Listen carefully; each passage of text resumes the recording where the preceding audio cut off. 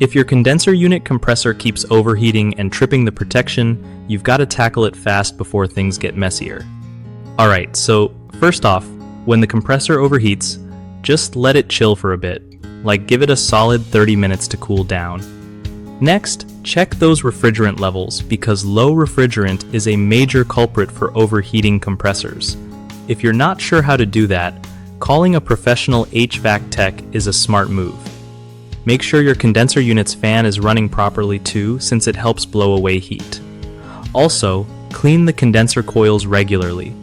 Dust and dirt can seriously mess with cooling performance.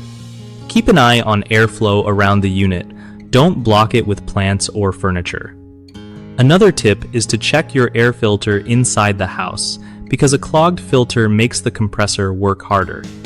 Lastly, think about scheduling yearly maintenance to catch small issues before they snowball. One of the biggest mistakes people make with condenser unit compressor overheating protection is ignoring low refrigerant levels. Running the unit low on refrigerant stresses the compressor and makes it heat up fast. Top fix here is to get a certified technician to recharge the system properly. Another common slip-up is dirty condenser coils.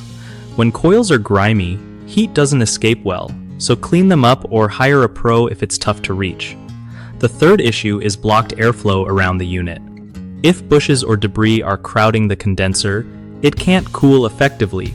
Trimming back plants and keeping the area clear usually does the trick.